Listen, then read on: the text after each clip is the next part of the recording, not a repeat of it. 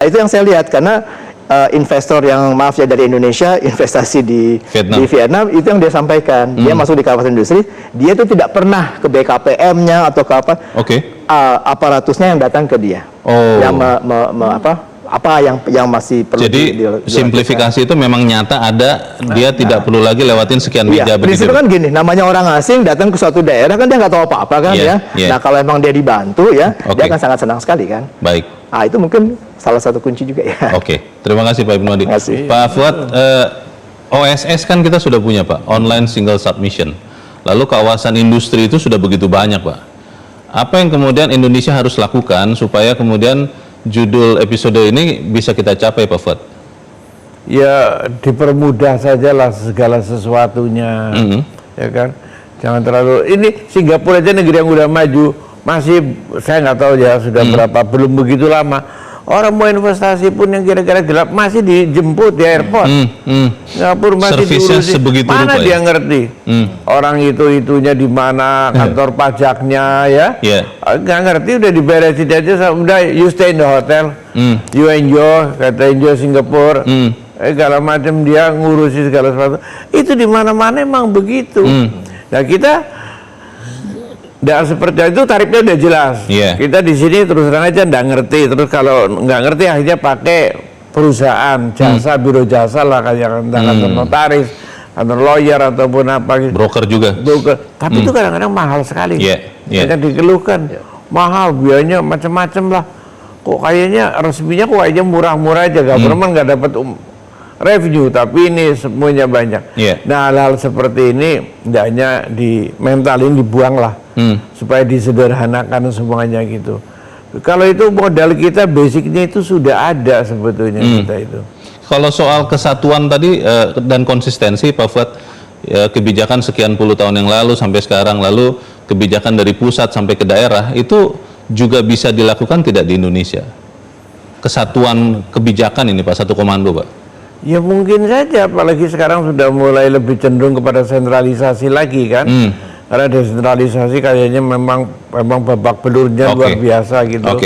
Ya mestinya lebih bisa lagi. Baik, Mas Fitra, singkat saja, Anda yakin Indonesia bisa seperti judul episode ini?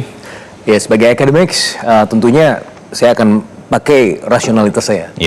Sempat juga ya, ada beberapa keraguan apa bisa Indonesia di tengah tekanan-tekanan seperti ini. Nah maka yang membuat cakrawala saya itu menjadi lebih luas adalah ketika berbicara kepada orang yang bukan orang Indonesia.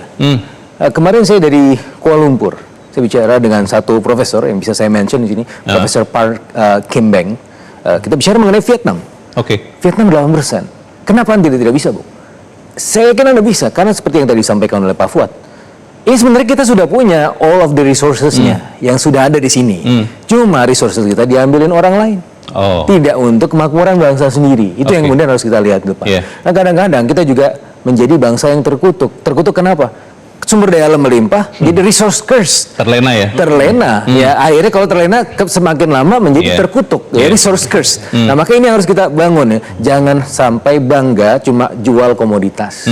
Makanya ada industrialisasi, ada hilirisasi. Jangan sampai bangga kita orang-orangnya begini-begini aja. Makanya harus ada upaya untuk mencerdaskan bangsa. Itu adalah bagian dari konstitusi kita. Fokus industri kapan Mas Fitra untuk kemudian direindustrialisasi lagi? Sekarang lagi berjalan gitu ya. Bagaimana Danantara di sini menjadi salah satu front runners dan itu menjadi bahan pelajaran juga untuk negara-negara lain.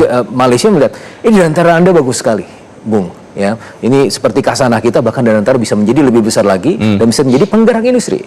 Dan ini bisa menjadi salah satu main attraction untuk investasi masuk di sini. Dan itu kita sudah punya semuanya, tinggal dijalankan gitu, Bung. Baik, kita harap apa yang kita bicarakan di tempat ini juga menyumbangkan bagi pemerintah Indonesia supaya kemudian kita bisa juga lebih dari Vietnam. Bapak-bapak, terima kasih sudah hadir di tempat ini. Selamat malam.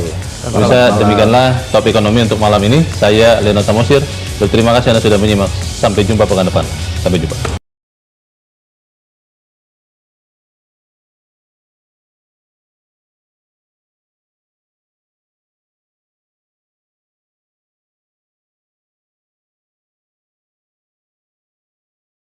Jelajahi cara baru mendapatkan informasi. Download Metro TV Extend sekarang.